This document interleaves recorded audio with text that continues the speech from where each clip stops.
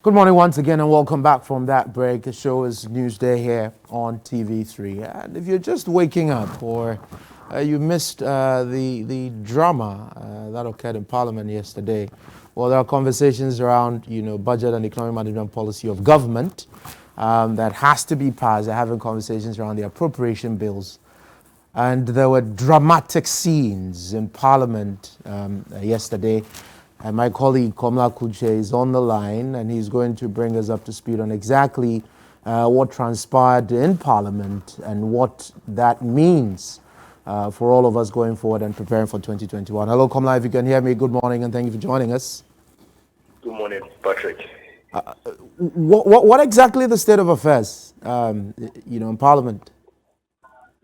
Well, speaking with you now, what I can say is the attempt to have the e-levy bill passed yesterday, that process halted, and I'm sure you've seen the pictures. Yes, late last night into this dawn, were reported of the confusion, the fight, and chaos that rocks the House. But let me just give a genesis of how it transpired yesterday. One, at the committee, the minority had, prior to even consideration of the committee, stated that they were strictly against the levy. At the meeting yesterday, they said that the chairman of the committee, Kweku Kwating, had wanted the bill to be taken under a certificate of urgency. So when it appeared on the committee, the consideration for him was to bring it to the floor for it to be passed under a certificate of urgency. Well, the minority resisted it, and then he decided to put it to vote. When he put it to vote, the allegation yesterday was that the chairman, who did not have an original vote, had to cast his vote. They subjected it, in terms of the preparation of the report, to the plenary to vote. Then they voted, the minority, 12 members, and then 12 members from the majority side as well. Outstanding would be the chairman, because they are a 25-member committee. So the chairman of the committee had to vote for the majority. So then the minority lost as a committee. And in preparing the report, it was captured that yes, indeed, the minority stated their position, and then they did not go for it. They said they were not going to go for it. The minority, after that, came to address the press to tell us that this and this transpired at the committee level, and that they were serving notice that even though they have lost, or they had lost at the committee level, they were going to deploy all arsenals to reject the budget at the plenary. So yesterday, they brought the report to the House. But prior to bringing the report to the House, I know a lot of people will be asking, I'm sure probably maybe that might even be one of the questions, where the speaker was. Yesterday, when they had convened again in Parliament, there was a question from the Banda MP, Ahmed Ibrahim, who is the deputy minority whip. He was asking what is the agenda for the day, or what was the House going to be dealing with, especially when the business committee had not met in the sense that on a Friday into Saturday, when they met, they knew the only thing that was left for them to do was the e-levy, and that was what was also communicated to the speaker. The speaker came into the chamber and was also expecting that it was just going to be the e-levy. In fact, there was some back and forth from both sides of the House on that issue that was raised by Ahmed, where they both said yes, they knew the circumstances, but then because the business committee had not met, they needed to improvise to be able to find an agenda for the meeting, the sitting yesterday. Then the order paper came. When the order paper came, he had other items on it. But until the speaker kept asking, where is the E-levy? Where is the E-levy? And then it was still at the preparation stage, the committee level, where they were doing the back and forth and subjecting it to scrutiny before a final report was going to be presented. So that was the genesis of everything until it came to the floor. But when it came to the floor, the motion was moved by the chairman of the committee, Kweku Kwatin. When he moved the motion, Mahama Yariga, who is the Boku Central MP, sought to shoot or arrest the process prematurely by indicating that the bill as it was brought to the House did not come under a certificate of urgency, and that he didn't see why the House or the Speaker was going to allow them to consider it and then get it passed through a certificate of urgency. He cited a lot of examples and made a very strong case that no, it is a breach of their own rules and the Constitution to allow it. It didn't come as such. By that time, it was the second deputy speaker who was in the chair, Andrew Esiama, who was in the chair. A back and forth ensued, arguments from both sides. And when the arguments ensued, then the speaker said, well, there is nothing wrong with the position that he chairing together with the House was going to take, and so therefore they should go ahead. Then they moved ahead, and the speaker put the question that as much as I'm in favor of the motion, should say aye. Then the ayes shouted. And again, he said those who were against it should shout and say no. They also did. Well, both sides did shout as loud as they could. But then the second deputy speaker said he was giving it to the ayes. When he said he was giving it to the ayes, then the Honorable Muntaka, who is the minority chief whip, stood up and said he was calling for division. Division here means that the speaker has taken a decision with respect to the voice vote, and that they were going to call for a division because there was confusion as to who actually won with respect to the voice vote. And if it's a division, then it's a simple but a complex rule. By so doing, the speaker needs to clear the lobby. Clearing the lobby meant that there were ministers or other people who were in the chamber who should not be. So the speaker would ask them to go out, and all the MPs would be asked to go out, and then they will count them by their lists, and they will enter into the chamber. Then the speaker could put the question again. Well, Komla, if you can hold on for me, I think that sort of gives us an idea of what happened in Parliament, the background to, I'm sure those of you that are looking at the screens now, the chaos that typically we don't, ascribe to our citizens in Parliament. Komla, thank you very much for bringing us up to speed on that. I suspect you keep monitoring what's going on in Parliament, and if there are any other issues, we will come back to you for some updates on that. Let me come back into the studio. Honorable Alhassan Suhuyini, you are the Member of Parliament for Tamale North. Were you in Parliament last night? Of course, Patrick, I was. Good morning to you. Good morning to you. And good morning to my brother. I also have here this morning Mr. Georgia Isiboateng, who is the Communications Director for the National Disaster Management Organization, NADMO. Very good friend of mine as well.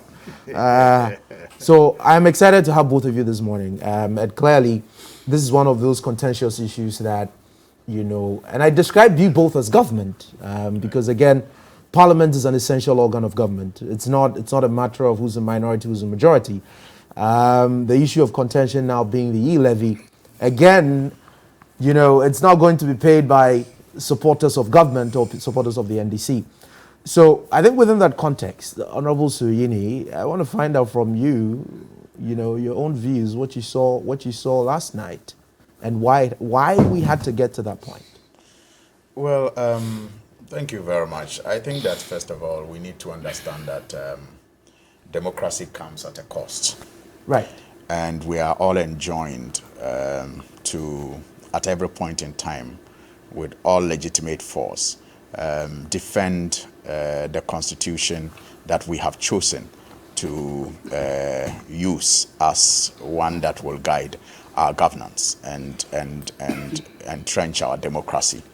And so, yes, some of those spectacles that you see in Parliament can be disturbing, but we must celebrate the opportunity for us as a people to have representatives who, us enjoined by the 1992 Constitution and by our own anthem, will do everything possible to either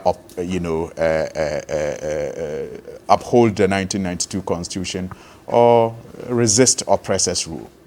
Our anthem says we must resist oppressors. Were you being oppressed? So did you feel oppressed in Parliament yesterday? Clearly, our democracy is in danger.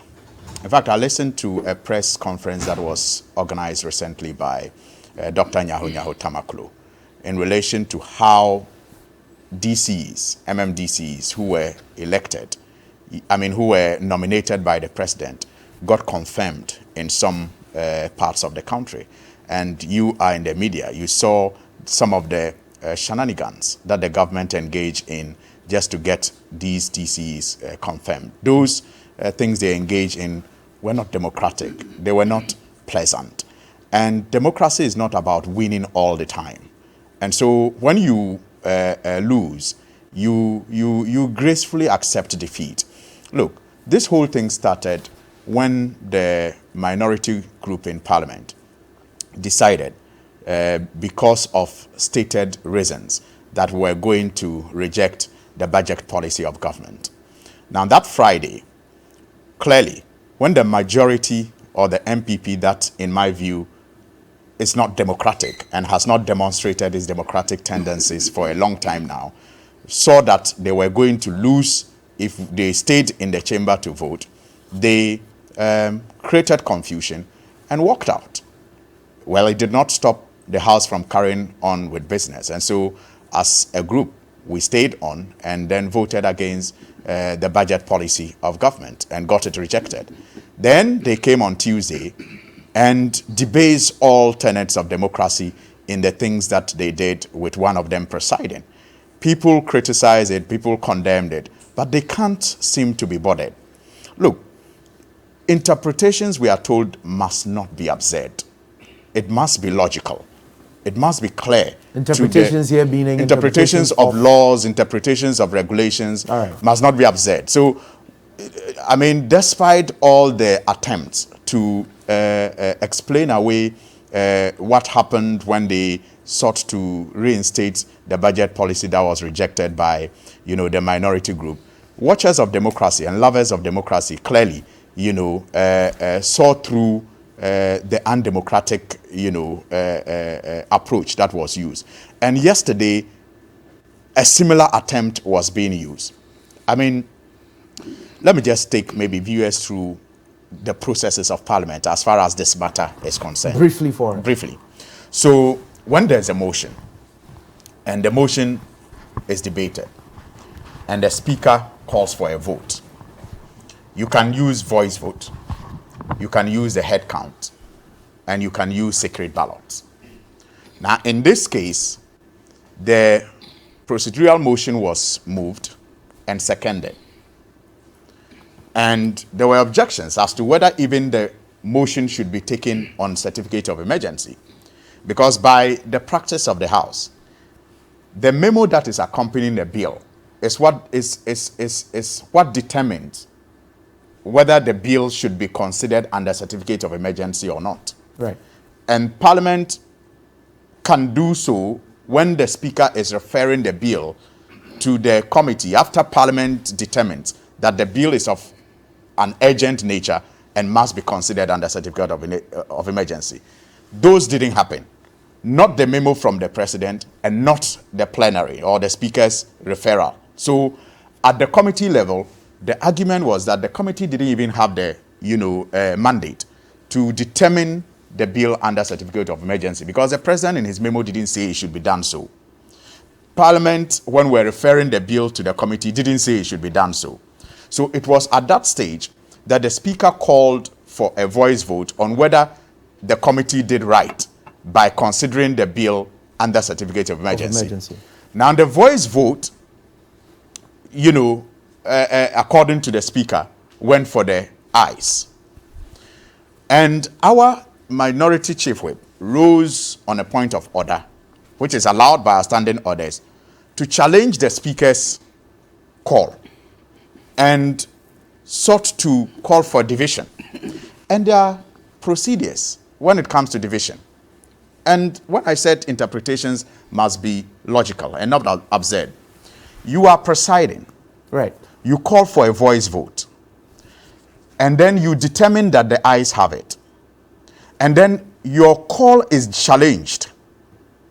Now, division seeks to determine the voices that took part in the vote. That's what division seeks to do.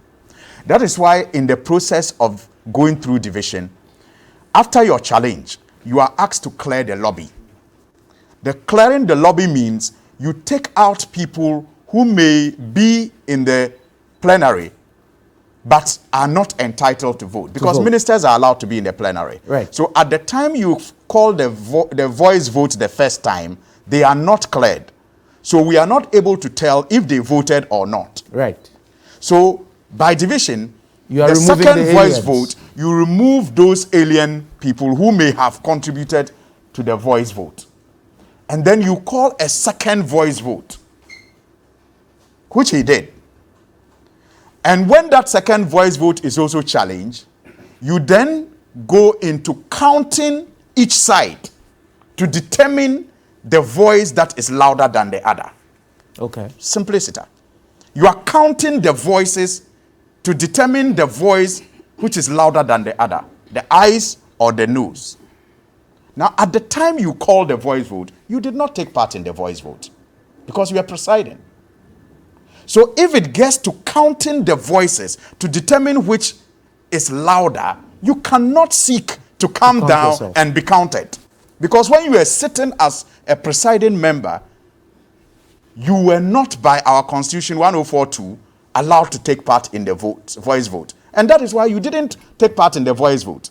So how then do you get counted when there is a contention over the voice vote? There's contention over the voice vote that you didn't take part in.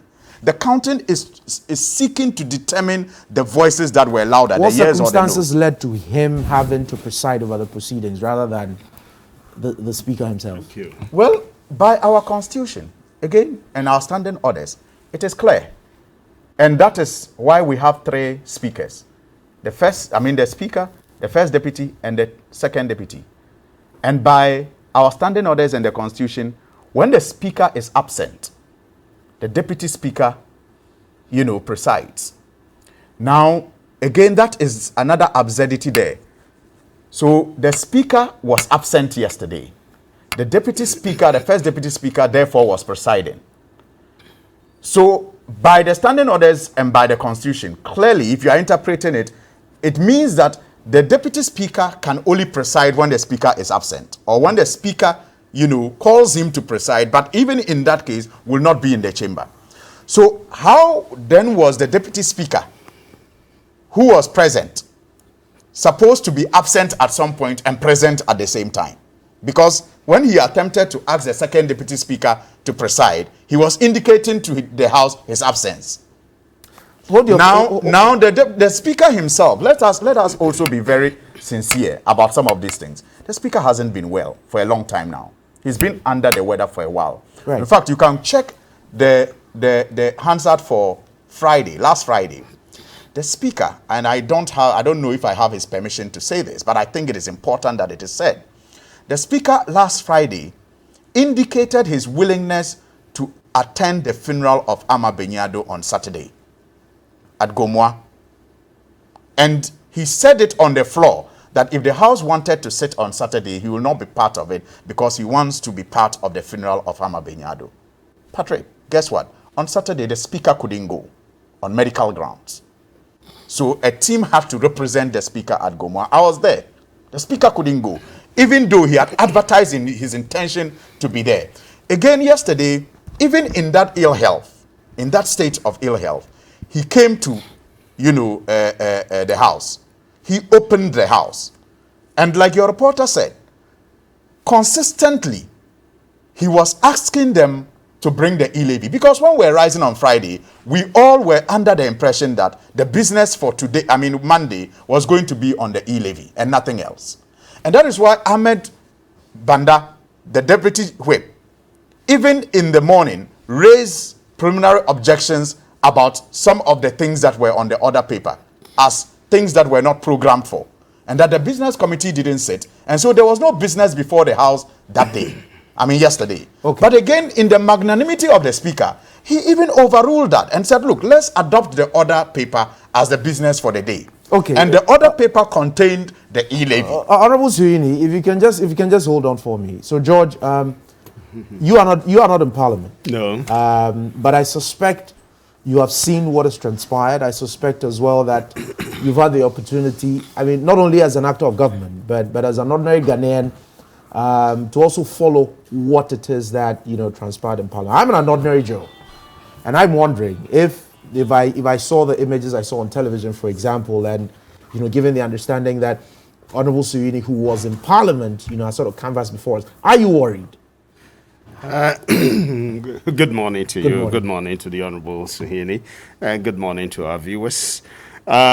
Yes, partly worried. I said partly because we've seen such things in other jurisdictions as far as debating issues in Parliament are concerned.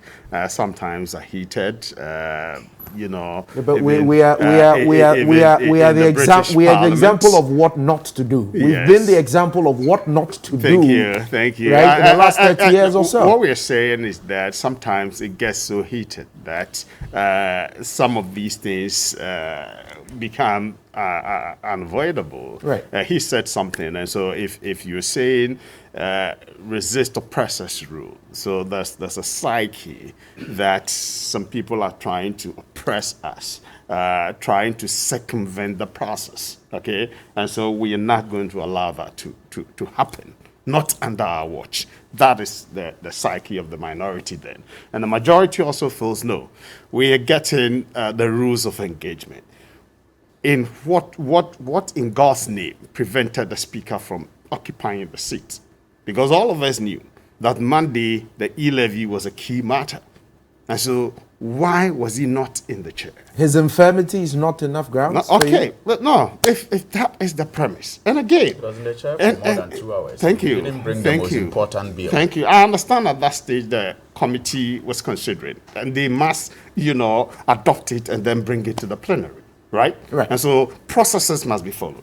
And so they had not finished with their process. If they finish, then they table it before the General House and the Speaker takes charge. And so that was the circumstance. That's not true.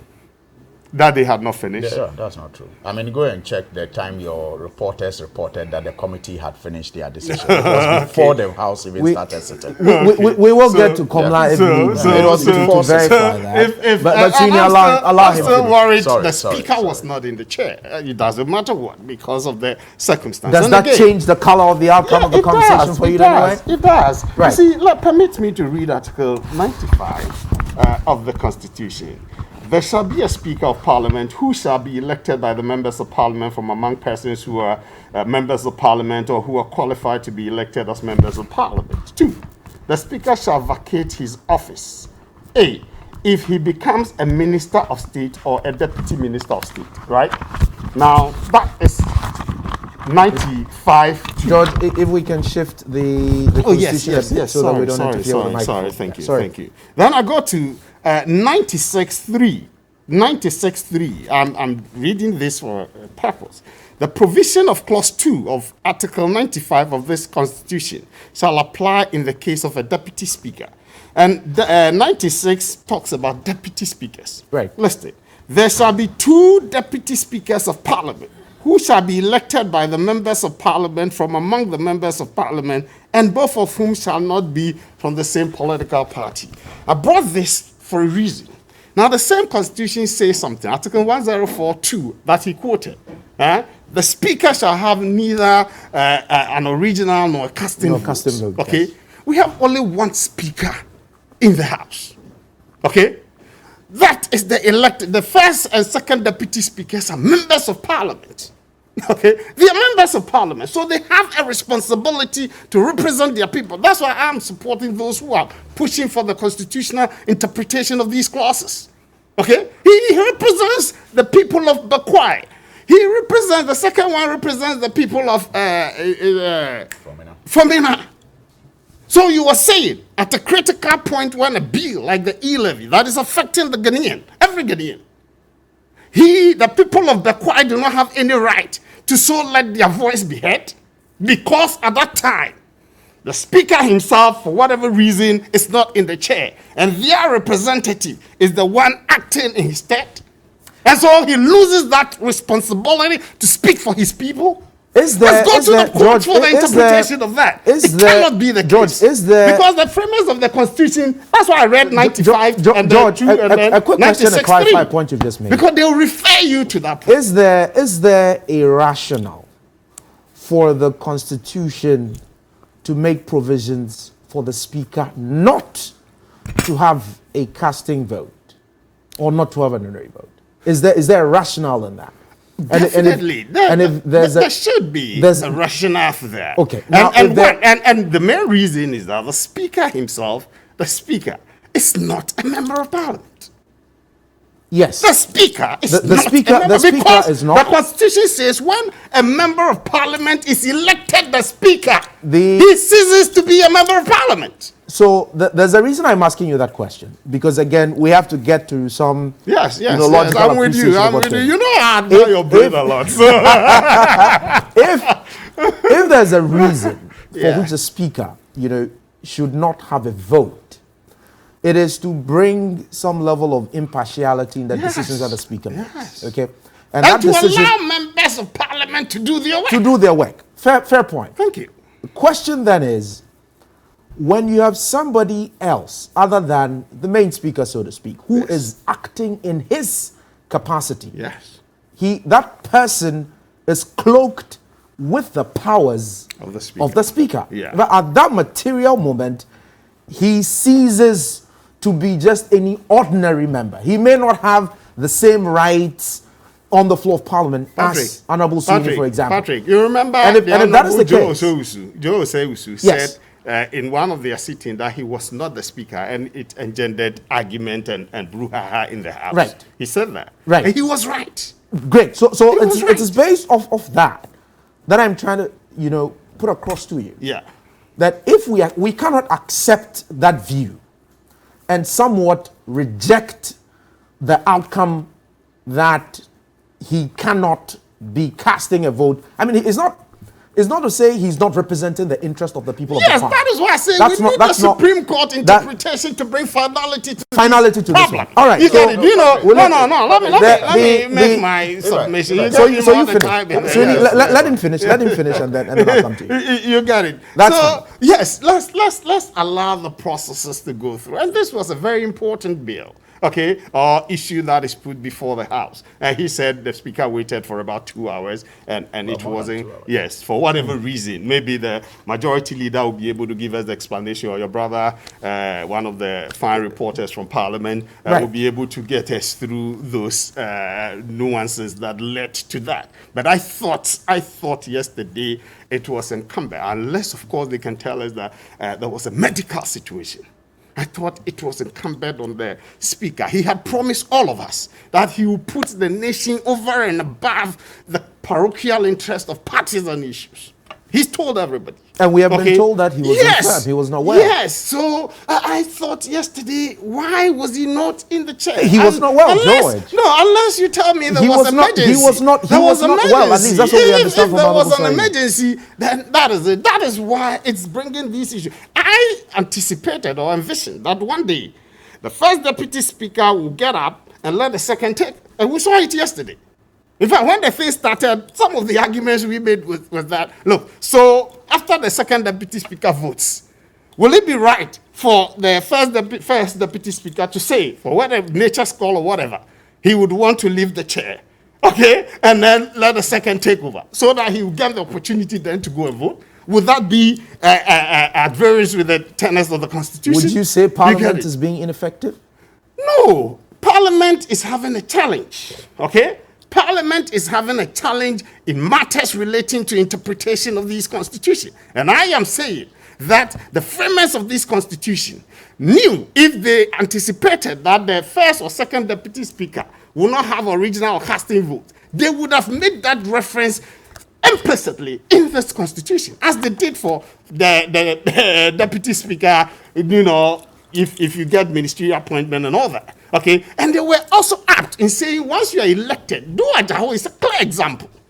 A member of parliament was elected speaker, and he had to vacate the seats, okay? And take up the full responsibility of a speaker of the house. Number 3 man, Abawin lost the numbers, you get it? The number 3 man of the land. And so please, let's allow processes to go.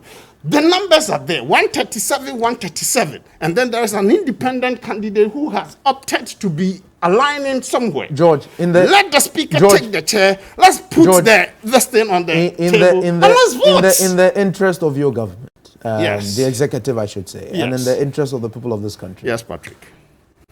Will you go to the Supreme Court and seek an interpretation of these provisions? I understand somebody. Given that, yes, I understand somebody's gone there already. Could potential somebody's there already. Yes, I understand somebody is there already. But if whatever it is, I would love to go.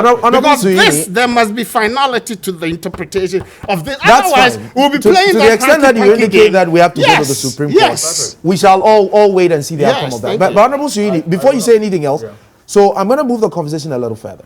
To look at the contentious issue of the e-levy itself, right? But say a minute on what's happened, so we can look at the substantive issues that you disagreed with, you know, at the plenary, you know, as members in the opposition, and what that means for us going forward. Well, I hope I can do that in a minute. But first of all, it is important that we put some things in perspective. Yeah. Yes, we have 2 deputy speakers. Nobody says that they are speakers. But if you look at Order 7 of our standing orders, it clearly says that the person presiding shall be a speaker. So anytime, even when we choose one of us to preside, that person is speaker. That is the simple meaning of that particular function you are performing. You are speaker, and you are clothed with all the authorities of speaker. That is why we don't rise for the member of parliament for Bekwai. But we rise when he sits in the chair, when he is presiding. So you cannot enjoy the privileges and seek to still keep, you know, some of the what do you call it, consequences. Of an MP. All right. You can't. If you enjoy and it is by choice. Let's remember, you can actually be nominated to be deputy speaker and you turn it down because maybe you want to serve your constituents fully. You are allowed to turn it down because you want to have all your rights as member of parliament for Bekwai. But immediately you accept that responsibility of being first deputy speaker, you must know that certain privileges will be extended to you, and those privileges will also cost you certain opportunities as member of parliament for Bekwai. It is clear. And look, when he says that Speaker Bagwin promised us to be non-partisan. Yes. And that is why I indicated to you that but for his magnanimity, there wouldn't have even been a sitting yesterday. Because by our standing orders and practices, the business for the day is usually determined by a business committee. Nothing of that sort took place on Friday, and nothing of that sort took place on Monday. There was no business committee meeting. And so when we came to the plenary, the argument was made that we have no business and so we should go home. Because it is the business committee that usually will sit to program the business for the day. It didn't happen. So the deputy, chief whip, when he raised this issue, because Bagwin has, the attitude towards helping governance, not just this, but governance in general, He said, look, yes, we are masters of our own, operations in Parliament. So yes, there should have been a business committee. They should have programmed business for the day, but they didn't. But we have the order paper that has indicated business they want us to do. So let's adopt it. Right. That is patriotic. That is not obstructing government business. He could have used that as opportunity to say, then I'm adjourning the house because there's no business. But he sat there, even in his ill health, for 2 hours or more and kept asking for the most important business for the day. It wasn't coming, and so he had to leave. And when you look at Article 101, again, it says that the deputy speakers will act in the absence of the speaker. Right. Logically, what it tells you is that when the speaker is absent, a deputy speaker, maybe the first one, will preside. So the only time the second deputy can also preside is when the first deputy is absent. Is absent, yes. So how then do you claim to be absent when you are actually in the chamber voting as first deputy? And again, like the point I made, the division is to distill the voices. That is why you first clear the lobby in the second voice vote call. Right. So that you can count the number of voices to tell which one was louder than the other. Yeah. And at the time the voice vote was called, you were presiding and didn't vote. And in any case, on 1st December, Patrick, 1st December, go and listen to him. The same, Joe Osei-Owusu, go and listen to him. His argument when he interpreted 104.2 was that, in fact, he put it that to make things clear and put it beyond any doubt, that he is counted as member of Parliament for Bekwai to form quorum, and that he didn't vote. And that by the definition of 104.2, when you are presiding, you don't vote. He said it. And so on the Tuesday, they engage in that charade of setting aside the rejection of the budget policy. He said he didn't vote. There was reason why he was, arguing that he didn't vote, that he was only counted to form quorum. Right. Why then does he want to change his mind now and take part in a voting process that he originally was not part of? That is rigging the process. No. Because when you call for the voice vote, you were not part of the voice vote. Now we are counting the voices to determine which is louder, and you want to be counted. That is double voting. How? Because you see, the member of Parliament for Fomina was part of the voice vote. So we can assume that he voted when the voice vote was called. So you can count him when you are counting the voices. You were presiding and you didn't vote with the voice vote. Now you want to come and add your voice when your voice was not part of the voice vote. I understand what has transpired in Parliament. So clearly, if I'm understanding George properly, well, someone is going to. If you allow me to end on this, if you allow me to end on this, Honorable, just give me a minute. I need to run quickly. Let me take my 1 minute light. I'll come back to you. I'll end because definitely. So as already you can see, this is getting heated. Anytime the issue in Parliament comes up, it's not easy, particularly regarding this e-levy. But just a quick recap of what you have, in our newspapers this morning. A lot of conversations around what's happening, in Parliament. If you take the Daily Graphic, for example, on the front page.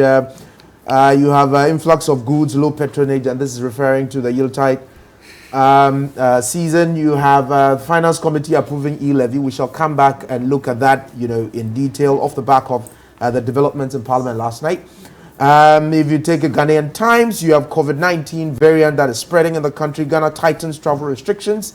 You grab a copy of that newspaper, you see all of those details in there. The Daily Guide newspaper, we have on the front page a suggestion that it looks like Baumia will break the 8. That's on the front page of the Daily Guide newspaper. Well, I'm not sure Honorable Alassane Suhuyini will agree to that. I don't mind.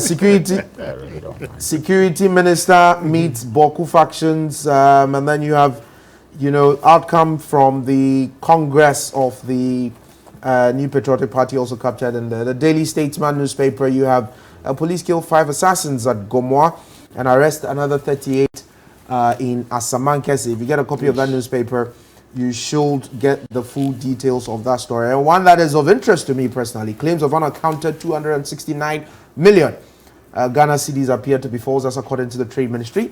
You want the details of that, you can catch that newspaper. The Finder newspaper, 3,309 murders recorded in 6 years. That's quite scary.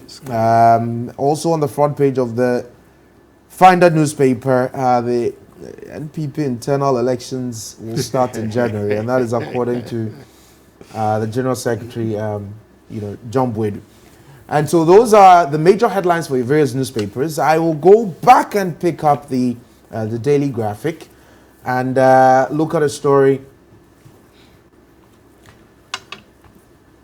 We'll look at the issue of the e-levy and look at it, in a lot more detail. But before that, you had made mention of a statement that was made by Joseph in Parliament. Yes. Let's listen to it. Thank you.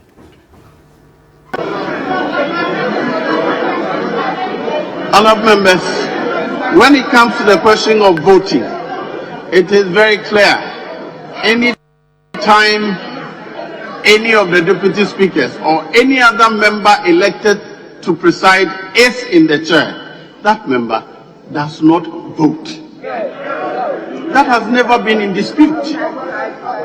Any time a member is presiding, either a deputy speaker or a member who by necessity is elected from among members to preside, that person does not vote. Well, so that's the first deputy speaker, Honorable Jose. That's why I said I want my 1 minute bite. Indicating that when any member of parliament sits in the seat of the speaker, to administer any of the processes, particularly regarding the vote, he does not. It's a convention. It has no legal basis. George contends that. So this is what we're referring to. That's exactly what I was saying. In wrapping up, yes. I want you to box this for me. You in the minority. You take my 1 minute. Yes. No. We'll take that. Okay. You in the minority rejected this e-levy. Yeah. There are arguments to suggest that we already have on our hands. Yeah. If today you inherit this government, Yeah. the fiscal pressures are things you're going to have to contend with. You have to find the money. You have to find the revenue. In fact, there are estimates that show that by close of year, in a couple of days, we're likely going to be running debt to GDP that may exceed 80.8%.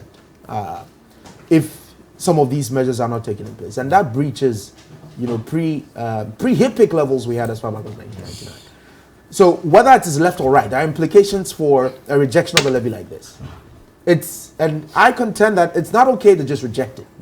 But it is a fiscal policy of government that's before you. If you reject it, what are the alternatives for closing the gap in the current budget as we have it? And what were your pronouncements, as a minority, at the select committee level? Well, Patrick, I will answer that, but it's important that in discussing... No, you can wrap up. Yes, in discussing, the problem we are faced with, we do not ignore how we got to that problem. Right. Because it is when we address how we got to that problem, then we can be assured that we have learned lessons and will not repeat same mistakes. But the point I needed to make, Patrick, is that, first of all, like I said, the spectacles may not be very pleasant, but I think we must be thankful as a people that we have the opportunity to disagree, and disagree strongly, in a democratic way. As a people, we must be happy to have that opportunity as we speak. I know some people who are cynics will say these are the reasons why they don't have confidence in politics and in democracy and all of that. But as we speak, there are nations that are fighting, and putting lives on the line to have the opportunity to experience democracy the way we are experiencing it. Right. So we must be proud that we have what we have. Yes, we can improve as we go along, but when we need to take very serious decisions, you shouldn't be surprised when the disagreements get so strong, because we are all fueled by the love for this country and what is best for it. But my problem is with the kind of leadership that we have currently. I think our president, we have seen, NPP in power before, led by President Kufuor. And the cool-headedness with which he approached issues is not the same as we He's have not today. in the chamber, is he? But he provides leadership for his side. You watch him in Kumasi. during their delegates conference. On Friday, Parliament passed the appropriation bill. Parliament passed the appropriation bill. There was no vote, there was no contention over the appropriation bill. But this was a president who, after a day, went to Kumasi at their delegates conference to single out NPP members of parliament for commendation and thank them for passing the appropriation bill. And went further to say that the noise about no majority in parliament must be ignored because they are majority. Is that how a leader with his experience, with his age, speaks at this time that you have such heated disagreement over the way forward? Clearly, President Mahama was right when he said he must stop the rabble-rousing. Because it is the rabble-rousing approach that is infecting even those in government to listen to nobody, not civil society, not the ordinary Joe on the street, not even the minority in parliament. Because the president says, thank you for passing appropriation, even though it took the whole of parliament to do that. But he says, thank MPP MPs for passing appropriation. And then he charges them that you are majority. Let nobody tell you you are not majority. Go do it. What kind of leadership is that in this state? So that is why I'm saying that my problem is that the kind of leader we have now is contributing to the lack of consensus that we see. Because we have seen leaders before, and we have seen how they have exercised authority and power. And maybe the NPP and the president and his vice ought to realize that this is a majority without authority. It is a majority without authority in that house. Well, and so it is time for them to begin to work with, all other stakeholders, not just the minority, to ensure that we move forward. And then to your issue of the debt. If you can just hold on for me. The debt. For the last 15, 20 minutes. George, yes, George, let me take two. I have a number of social media 20 minutes I've just been sitting here idle. There are some viewers who are sharing their views. Yes, I'll definitely come to you. I'll definitely come to you. My colleague Cookie is on standby. Cookie, the Ghanaians watching us. What exactly are they saying? What's going on? They've got a whole lot to say, starting with this one that says, please let George understand that the people of Sao have no representation in parliament, or they aren't Ghanaians, or the people of Bekwai, or Famina are more important.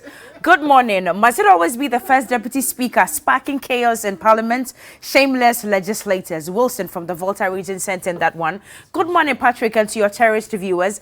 Ghana's democracy under President Nana Addo has turned upside down. The same president led a demonstration against VAT, even when the majority then could have chosen to ignore the demonstrators. But we had a listening president at the time, so the bill was suspended. Why can't President Nana Addo do the same?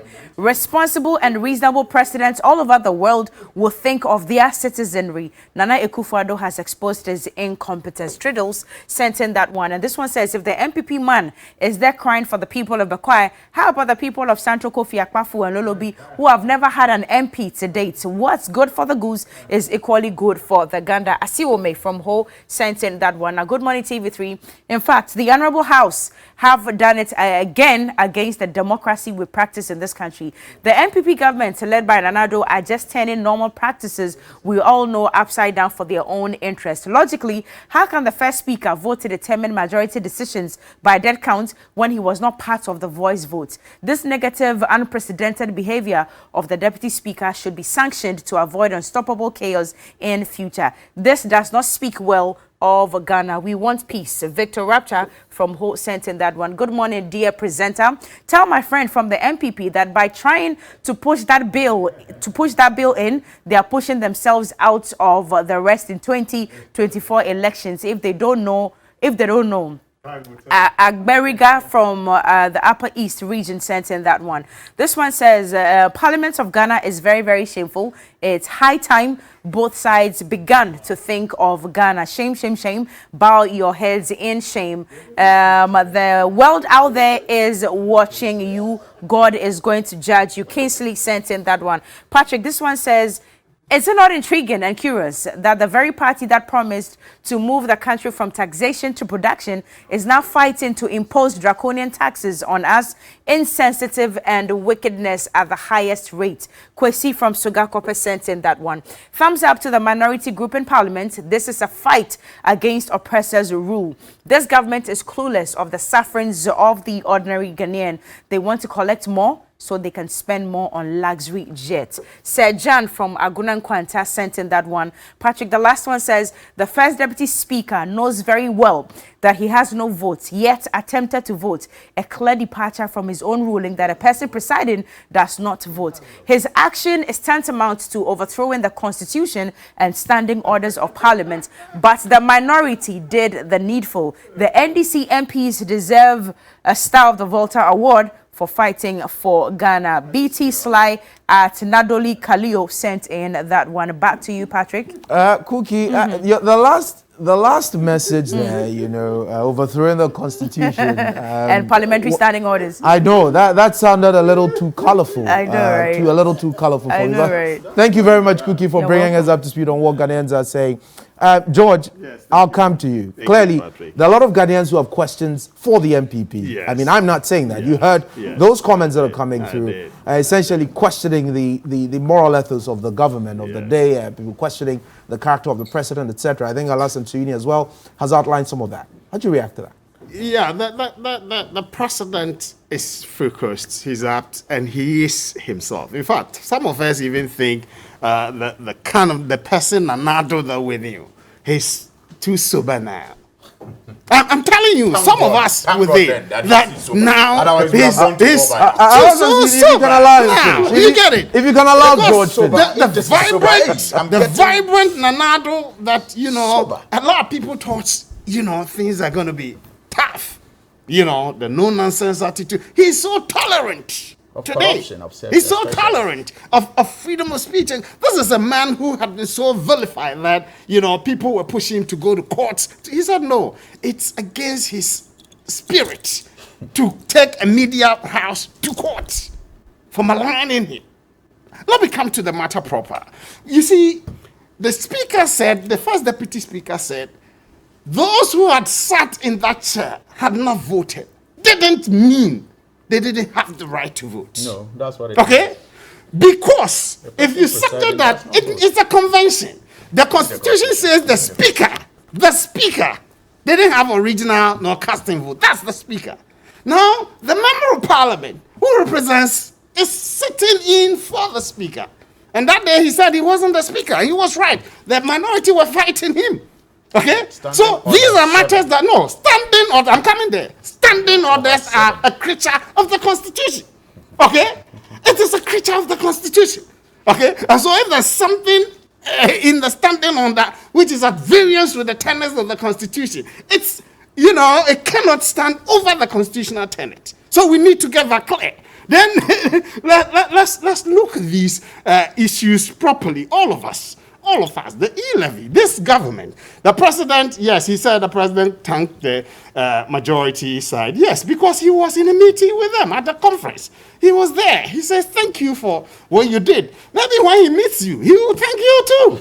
You get it? So wait for your time. He will meet you and he will say thank you to you. goodness. You get it? He was meeting his pampering people. him You too get it? much No. and he's Let's not get realizing that where he's clear. taking us You get it? But the to issue too, ditch. he knows that the finance minister and other leadership of parliament have engaged the minority, civil society, others extensively on this e-levy matter. Do you know that the government and the finance team and co have engaged the telcos extensively to the point that there's almost an agreement of a 25% reduction on the telco side, okay, which will cushion up for this so that the ordinary Ghanaian will not bear the brunt so much as, you know, we are talking about. Can the government You do get- without the e-levy? you see, I have said so. It will be difficult because the finance minister has made it clear that we need it to be able to cushion things and looking at, you know, the projections that have been made. Okay, we are looking at raising about 100.1 billion. Okay, in which is we are pushing towards 20% of tax revenue, which is the ideal thing. As of 2019, we're around 12.2%, which is not too good. Tax and African average is around 16.4%. Yes. Okay, and so if we want to, and then two, look at the debt profile. You both just said it, that if we don't take time, by close of year, we are looking at 80.8, okay, and which is not too good for all of us. You know, that debt to GDP ratio. And so if that is the case, should we continue to pile up the debts the way it is, or we need to look for alternative ways? And people have made the argument that we need to expand the tax net. And I think the e-levy is a process of tax expansion. It is. Because there are a lot of people. You are an IT guru. You know, you do a lot of operations on the platform. You know what goes on there. You get it? You know what goes on there. And you know the volume of business transactions. According to the deputy minister, the Minister of State, Charles Adubuahi, last year alone, the volume of transaction on the digital platform was over 500 billion Ghana cedis. The world average, according to the 2022 budget, Ken Ofori-Atta, paragraph 309, he said, the world over in 2016, digital platform transactions alone was $11.5 trillion. And by 2025, it's projected to be 23 trillion.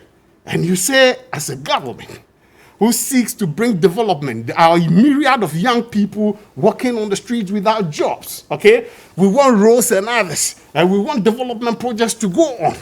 How do we raise the revenue, Patrick? Okay, and so we have engaged all civil society, minority, and co. But it's like they are being a bit, forgive my choice of word, intransigent.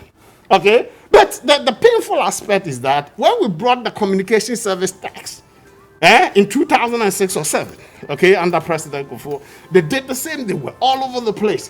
When they took over power in 2009, do you know what they did? What did they do? Tell me. They increased it. Yeah, but when they were leaving power, let me talk about the VAT argument. When they were leaving power in 2016, your debt profile was not inching 80%, was it? No, the debt profile was 56.1%. 56%, so almost 57%. How did we escalate? You know COVID. You know it. And we had to do a lot of things for the country. And if economic activity is ground to a halt for 3 weeks running, do you know the economic effect on any given economy? And it is the world over.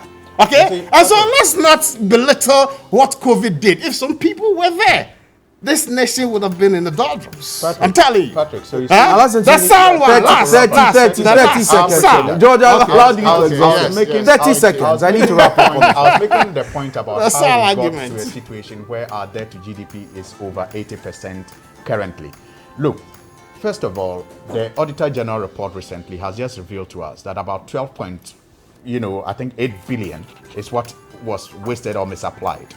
We all are witnesses to the corruption that I believe Nana Akufo-Addo has demonstrated his tolerance for over the years.